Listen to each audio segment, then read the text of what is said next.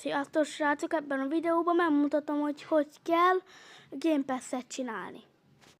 Na, itt vagyunk, és rányomtok, beléptek a Robloxba, és rányomtok, hogy more. És akkor ki fogja adni azt, lejjebb görgettek egy picit, és ott van egy kreata.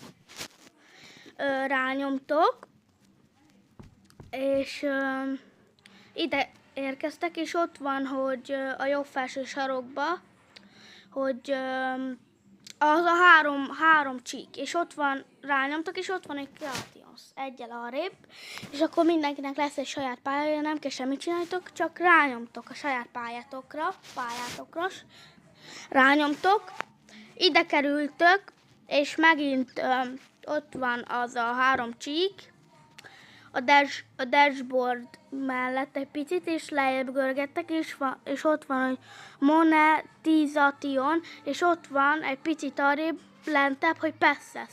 Rányomtok, és akkor ott van, hogy create pass. Én már sokat csináltam, ezért, hát igen, megmutatom. Create pass rányomtok, és ott van, hogy hát én most be fogok írni, én 10 Robuxot fogok csinálni, de én be fogok írni hát névnek, hogy 10 Robux mondjuk.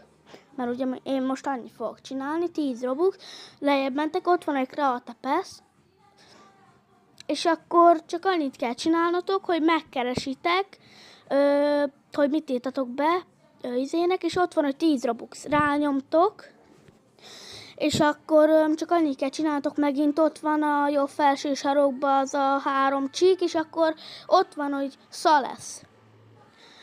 Arra rányomtok, és akkor kiválasszátok a Robuxnak a mennyiségét. Én most 10-et fogok beírni, 10, és akkor ott van, hogy sév-csenges, vagy nem tudom.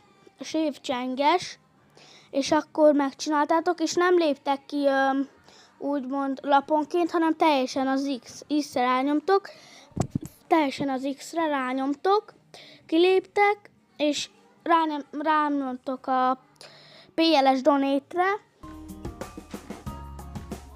Igen, rányomtok a PLS Donate-re, és bementek a PLS Donate-be. Na, és egy üres táblához oda mentek, és benyomjátok ezt a valamit, és akkor már ki is fogja jelezni, és látjátok ott a 10 Robux. Csak egyet csináltam, és hát ez lett volna a Game Pass tutorial.